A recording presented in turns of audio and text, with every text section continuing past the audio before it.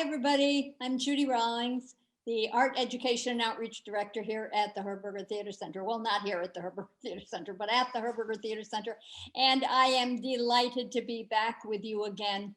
It has been more than 10 months since we had any live lunchtime theater shows in the CAC stage, and several months since we aired our last interview. As many of you know, we did interview the directors of the companies whose shows had to be postponed because of the pandemic, but we also interviewed some of our wonderful staff members who contribute in very important ways to lunchtime theater. And today you're going to see one of those interviews, the wonderful Mr. Lucas Cullum, who is the director of guest experience, as well as being the box office manager, and he's fabulous at that. But we will get back to that in a few minutes. In the meantime, a lot of changes have happened at the Herberger. We installed a beautiful outdoor stage called the Pavilion at the Herberger, and in November we hosted a very, very successful Festival of the Arts. In December, Katie McFadden represented Child's Play with a one-woman's Christmas Carol. And also in December, Larissa Brewington represented Gray Matters, her company, with a lunchtime theater production, Balance of Equality. There are schedules available for this stage that you can get on our website. Be assured that all precautions have been taken to keep our spaces safe. All of the safety protocols, the strictest of sanitation has been employed, and everyone must be masked. However, and unfortunately, we're all aware that COVID-19 is still of grave concern. And we know that Arizona has been hit particularly hard. So we also understand that it's difficult and perhaps uncomfortable for many of our patrons to come out to live performances. And so in order to respect the comfort of our guests and our patrons, we have decided to postpone lunchtime theater until next fall. And in the fall, we will be back bigger and better than ever, and we will let you know all about that, and we'll keep you updated as much as we can between now and then.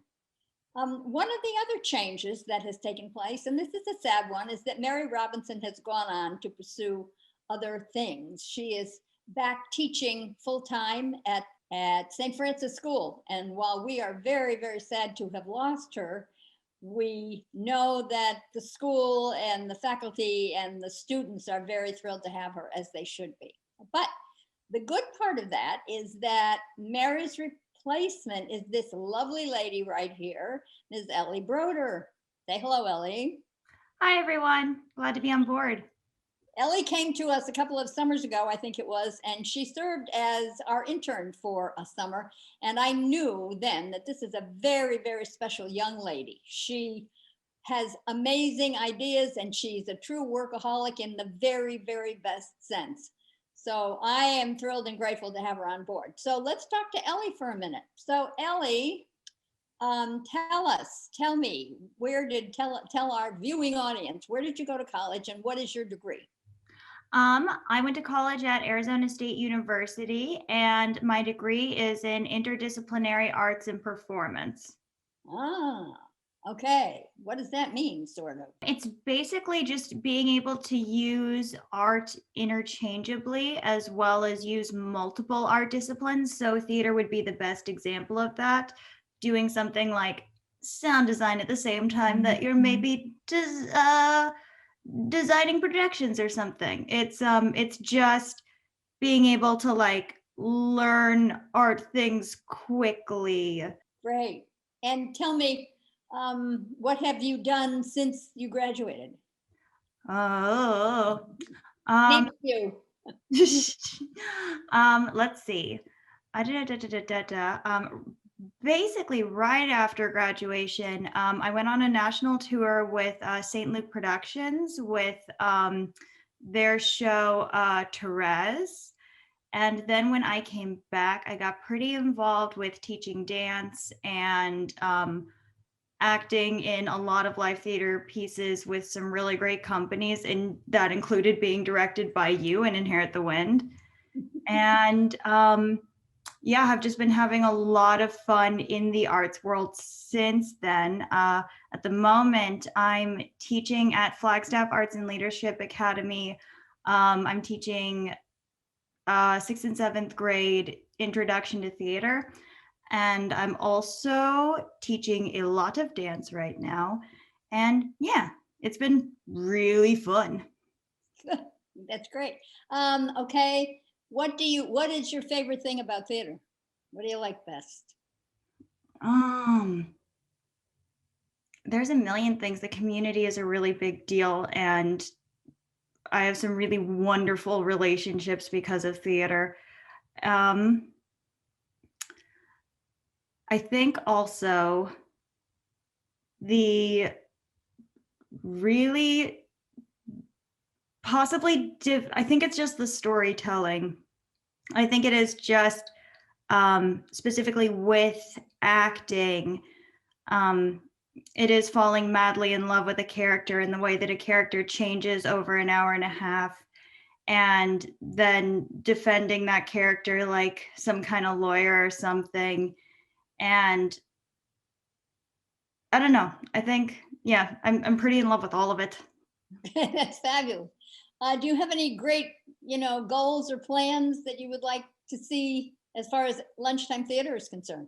As far as lunchtime theater is concerned, I don't know. There's a really cool, speaking of community, there's a really cool community around lunchtime theater, the people who attend and the people who are involved, and of course the companies and the performers. And so I think preserving that and honoring that, while also introducing lunchtime theater to like newer audiences, be that homeschool kids or field trips or what have you, and introducing new companies to lunchtime theater. Maybe that'd be a space to explore, but lunchtime theater is it's a pretty established, cool, special community thing. Well, that's great. Well, we can always grow, hopefully. Amen. Yes. Okay. So I guess that's it for now. Because the interviews were done several months ago, you will now get one last chance to visit with Mary Robinson. Thank you. Well, I'm sure many of you have heard the phrase, "No man is an island." And while Mary and I do run lunchtime theater, I work mostly with the companies and the productions, the performances, and Mary does the gazillion other things that it takes to keep this program afloat. There are many other staff members without whom lunchtime theater would not exist. And one of those very important people is Mr. Lucas Cullum. Now, Luke has been on staff at the Herberger for many, many years. Most of you know him through the box office. But if you think that all this man does is sell tickets and take money in, well, you're absolutely wrong about that.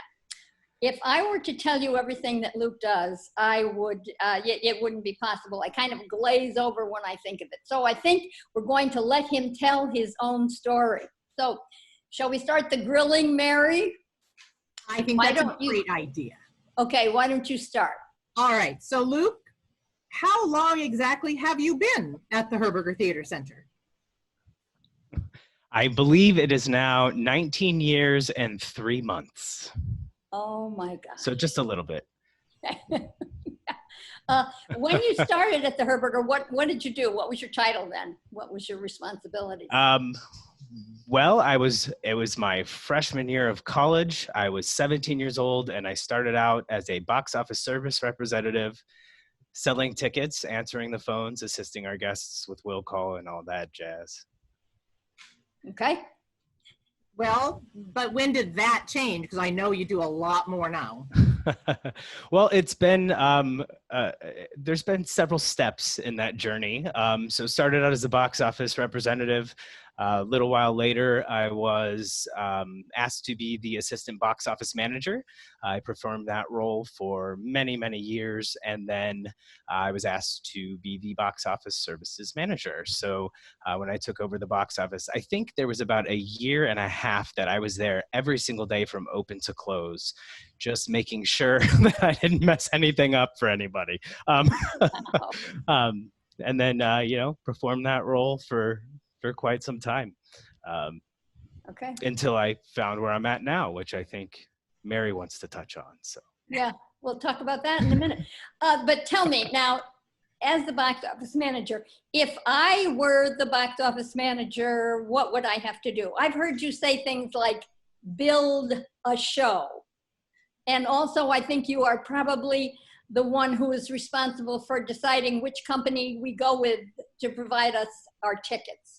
So why don't you tell me what you do as the box office manager? Okay, go. all right. Well, we have about 4 hours to do this, correct? To keep it simple, for as far as lunchtime theater is concerned, it is choosing which ticketing system we operate on is one of my duties. That can be a challenge sometimes. There's a lot of things to weigh in on. And the way that we sell lunchtime theater with the tickets and the lunch is a bit unique as far as selling them together in the ticketing world. So that has been quite the process. Just taking suggestions and whatever makes Mary happy and trying to make it happen on the ticketing system.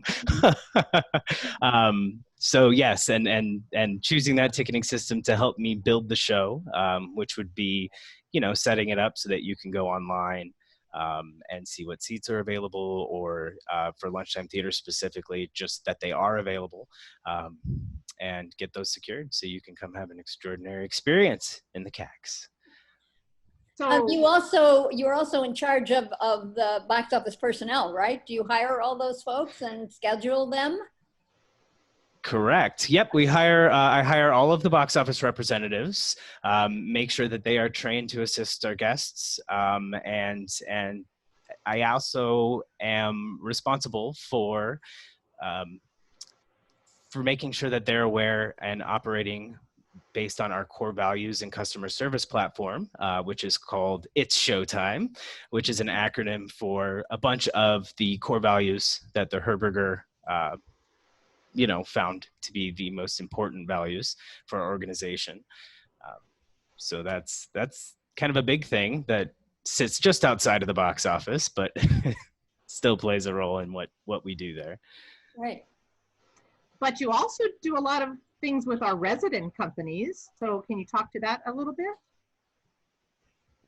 Yeah, well, as of now, no longer just the box office services manager. I'm also the director of guest experience for the Herberger Theater Center.